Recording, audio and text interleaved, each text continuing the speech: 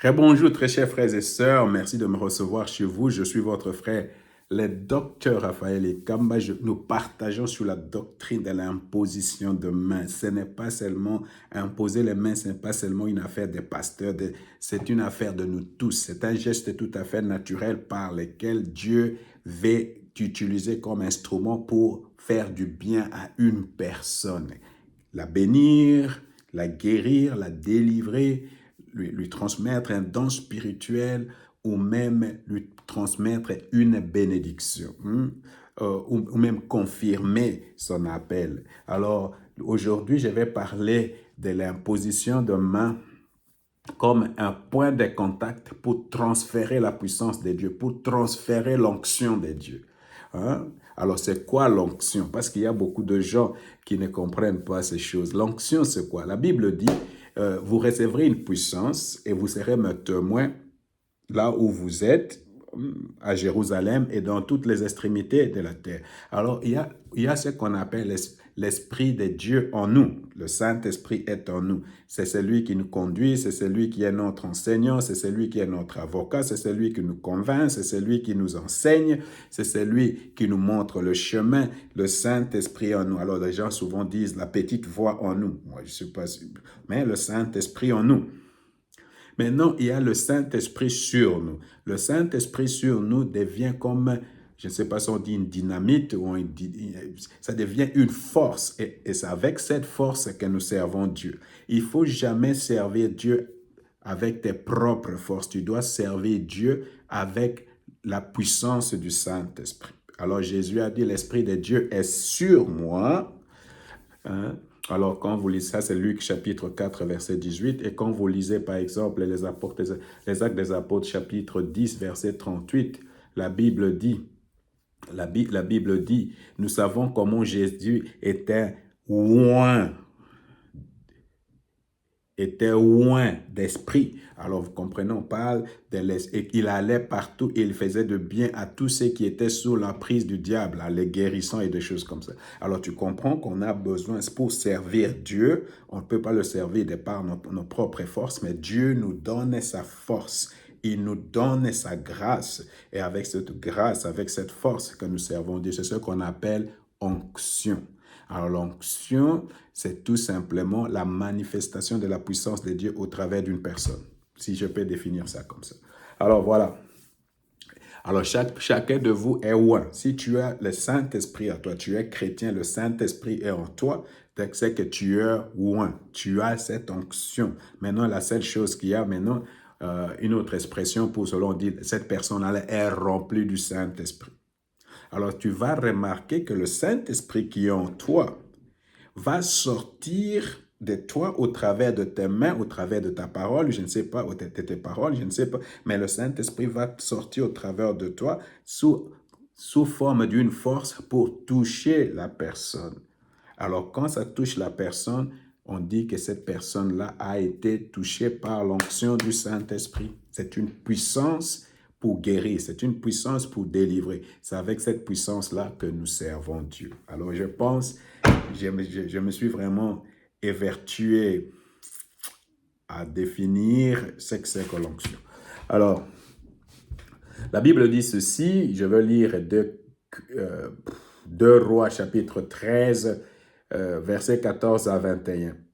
Élisée était en tête de la maladie dont il mourut. Quand Joas, le roi d'Israël, lui rendit visite, il se penchant sur son visage et pleurant, répéta, « Mon père, mon père, mon père, toi qui es comme le char d'Israël et ses équipages. » Alors, d'abord là, quand il est allé là-bas, il répète les mêmes paroles qu'Élie avait dit qu'Élisée avait dit quand Élie était enlevé au ciel. Et à ce moment-là, il a pris le manteau, point de contact. N'oubliez pas ce mot, point de contact. Élie n'a pas touché Élisée, mais Élisée a touché le manteau. Le point de contact, c'était quoi? Le manteau. Et tout à coup, la Bible dit, il a demandé la double onction, le double de ce qu'Élie avait. Élie lui a dit, si tu es avec moi jusqu'à la fin, on va voir. Et tout à coup, il a attrapé le manteau. Et par cela, la transmission a eu lieu. Hein? Il ne faut pas oublier. Alors, la Bible dit maintenant, il répète les paroles. Alors Élisée lui dit, prends un arc et des flèches. Joas le fit apporter, puis Élisée lui ordonna, tends l'arc. Quand il lui a tendu, Élisée posa sa main. Élisée maintenant posé sa main. Il a posé sa main sur ses épaules. Il a imposé sa main comme ça. Il a posé la main sur l'épaule,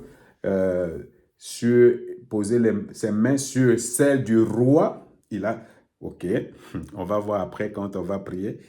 Il a posé ses mains, ou il a mis les mains, il a pris les mains du roi comme ça, et les mains du roi, il a tenu comme ça. On va voir ça quand on va prier, les méthodes, comment on impose les mains, comment on prie avec les gens et tout cela. Élisée posait ses mains sur celle du roi et dit, ouvre la fenêtre du côté de l'est. Joas l'ouvrit, puis Élisée commanda, tire. Il tira. Élisée s'écria, c'est la flèche de la victoire de l'Éternel, la flèche de la victoire contre le Syrien. Oui, tu battras les Syriens à Aphek jusqu'à leur extermination. Élisée ajouta, prends maintenant d'autres flèches, et il prit, frappa contre le sol. Le roi d'Israël frappa 3 fois et s'arrêta. Alors, l'homme de Dieu s'est mis en colère contre lui et lui déclara, il fallait frapper 5 fois ou 6 coups. Alors tu aurais vaincu les Syriens jusqu'à leur extermination, tandis qu'à présent, tu ne les battras que 3 fois. Élisée mourut. Alors, vous voyez maintenant, Élisée, ces flèches-là sont devenues puissantes, non pas à cause du roi, mais c'est parce que Élisée a posé sa main sur celle du roi. Et par cela, l'onction qui était sur Élisée est allée sur la flèche, est allée sur l'arc. Et directement, ça commence à tirer pour qu'il y ait de victoire. Après, on va voir dans les Actes des Apôtres, c'est la même chose. Dans les Actes des Apôtres, quand vous lisez les Actes des Apôtres, chapitre 19, versets 11 à 12, la Bible dit, on venait même prendre les mouchoirs, on mettait, et puis il y avait de l'onction dans le mouchoir. Alors ici, on parle de l'arc.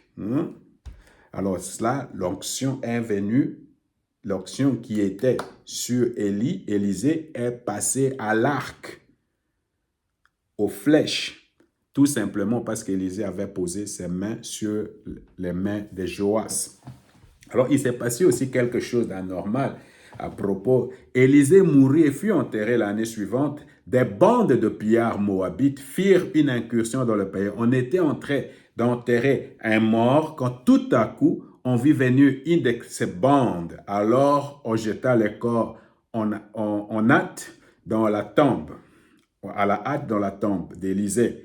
Au contact, répétez avec ce mot, contact, j'insiste que l'imposition des mains n'est qu'un contact. Au contact des ossements du prophète, la mort reprit vie et se dressa sur ses pieds. Alors vous voyez, Élisée était mort, ses ossements avaient toujours cette onction, la double onction qu'il avait reçue. Quand les morts est venu au contact des ossements d'Élisée, cette personne-là est revenue à la vie. Ne me demandez pas à expliquer tout ça. Vous savez, quand vous êtes rempli du Saint-Esprit, et que, surtout quand vous allez commencer à imposer les mains, à prier pour les gens, il va se passer beaucoup de choses que tu ne pourras jamais expliquer. J'insiste, tu ne dois pas tout expliquer parce qu'il va se passer beaucoup de choses que tu ne comprendras pas, mais les choses se passeront quand tu vas commencer à imposer les mains aux gens. Alors ne te mets pas à vouloir tout expliquer ce que Dieu est en train de faire parce qu'à la fin, tu ne comprendras rien. Dieu fait des choses parce qu'il veut seulement se glorifier. Alors, il y a beaucoup de choses que Dieu fait. Nous n'avons pas d'explication pour cela. Alors, je voulais tout simplement, c'est par exemple le cas ici, quelqu'un qui est mort, ses ossements ont toujours encore de l'onction. Comment je peux t'expliquer ça? Moi, je ne peux pas te l'expliquer. Alors, j'ai vécu beaucoup de choses. On prie avec les gens sont guéris. Certaines personnes ne sont pas guéries. On vient pour me demander pourquoi là-bas les gens sont guéris. Moi, je ne suis pas guéri. Je ne peux pas te l'expliquer. Parce que Dieu fait beaucoup de choses que moi, je ne peux pas expliquer. Mais vous voyez, pour finir, vous voyez qu'il y avait de l'onction par les contacts. Les contacts de main, les contacts aux ossements. Que le Seigneur vous bénisse.